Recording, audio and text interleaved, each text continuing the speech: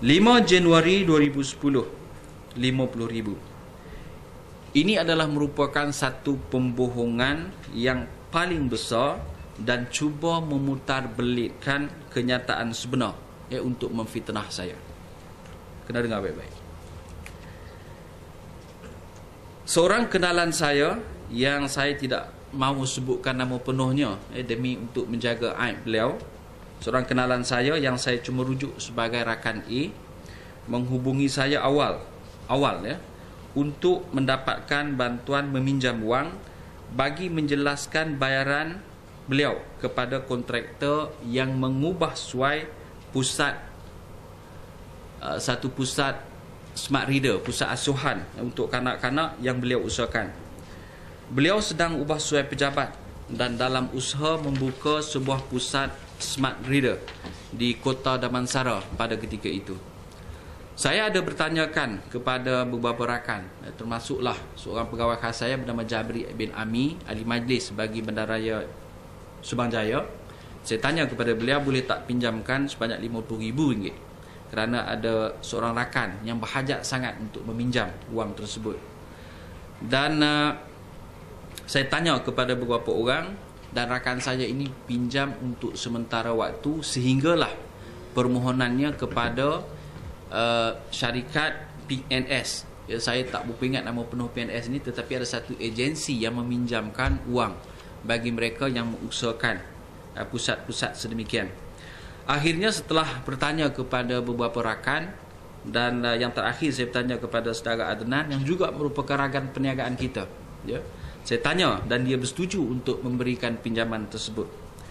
Walau bagaimanapun saya tidak berada di Kuala Lumpur pada masa rakan A memerlukan wang dengan segera untuk membayar kontraktor yang sedang mengubah suai pejabat smart readernya, iaitu yang dilakukan ubah suai itu oleh sebuah syarikat yang bernama Smart Renovators Sendirian Berhad.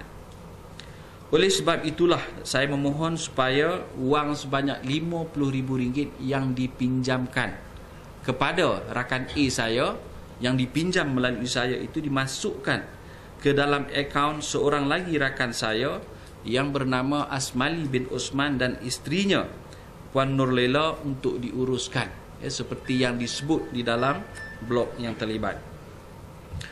Oleh kerana saya yang menjamin dan meminjam pinjaman tersebut bagi pihak rakan saya tidak mahu menyerahkan keseluruhan RM50,000 ini kepada rakan A dan mahukan bayaran dibuat terus kepada kontraktor yang mengubah suai pejabatnya agar wang itu tidak diselewengkan kegunaannya. Isteri kepada sahabat saya bernama Puan Nolela membantu saya menguruskan pemindahan wang tersebut kerana pada waktu itu saya tidak berada di Kuala Lumpur. Jadi wang berjumlah RM27,500 dibayar terus dalam bentuk cek bank, bank cek kepada kontraktor. Kemudian wang sebanyak RM12,500 terus dibuat dalam bentuk cek bank kepada rakan kongsi kepada sahabat saya A tadi yang bernama Puan Farah. Bayar terus kepada dia kerana dia berhutang dengan rakan dia. Kesemua cek dan baki sebanyak RM10,000 yang keseluruhannya berjumlah RM50,000 diserahkan oleh Puan Nurlela kepada Azmin Karim. Ini yang disebut nama tak ada bin, Azmin Karim, iaitu pegawai khas pejabat saya bagi pihak saya yang kemudiannya disampaikan kepada rakan A. Azmin Karim yang ujung tu, pegawai saya yang ujung yang baju hitam tu. Itu Azmin Karim. Boleh tanya dia. Tidak ada satu sen pun dari wang tersebut yang diberikan kepada saya. Ia adalah satu urusan berhutang peribadi biasa di antara seorang ahli perniagaan dan juga seorang rakan yang lain. Kita nak meminjam duit, nak bantu kawan, nak tolong kawan. Kebetulan kita tak ada dan saya minta seorang lagi rakan untuk menguruskan. Ini yang berlaku sebenarnya. Saya hanyalah peminjam dan penjamin kepada dan menjadi orang tengah kepada rakan A ini, dan kini menjadi mangsa fitnah apabila urusan peribadi ini diputar belitkan. Ini lebih kepada isu personal, peribadi, pinjam duit nak tolong kawan dan sebagainya, tetapi diputar belitkan. Dalam perkara ini semua rakan saya, rakan A, Asmali bin Osman dan isterinya Lulela, serta rakan kepada A tadi, rakan kongsinya bernama Fuan Farah, menjadi mangsa keadaan yang diputar belitkan, dan saya amat bersimpati kepada mereka yang turut tertarik bersama di dalam permainan ini. Mereka menghubungi saya di semalam, termasuklah pagi ini, memberitahu bahawa mereka segan diputar belitkan, nama syarikat mereka dipublish di TV3. Ada TV3 apa ni? Jadi kena explain balik ni, you malukan orang tu.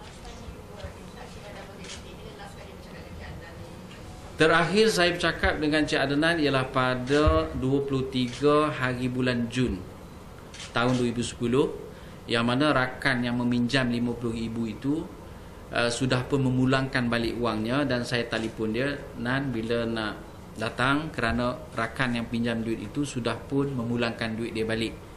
Dan 23 Jun 2010 dia kata minggu depan dia datang, tetapi dia tak datang-datang. Yang akhirnya datang ialah SPRM pada 28 Jun 2010.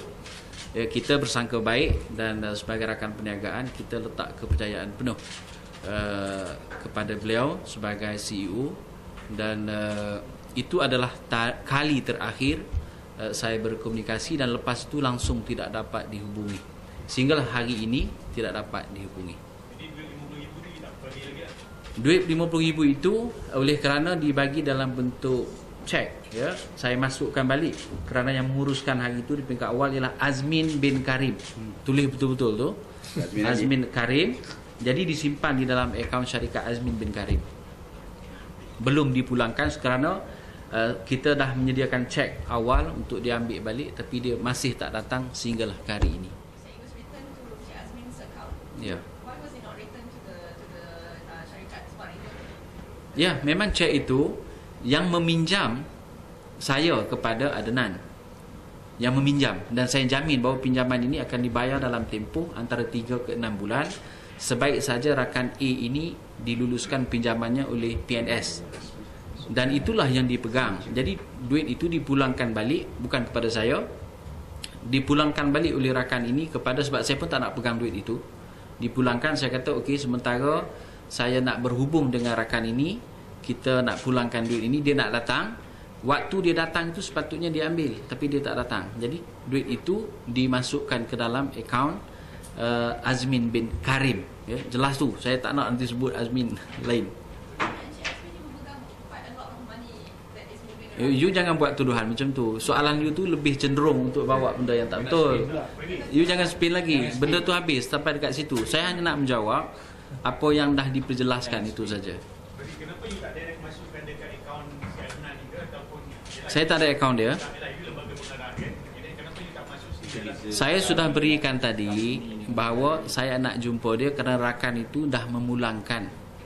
Dia tak datang. Okey, dia tak datang.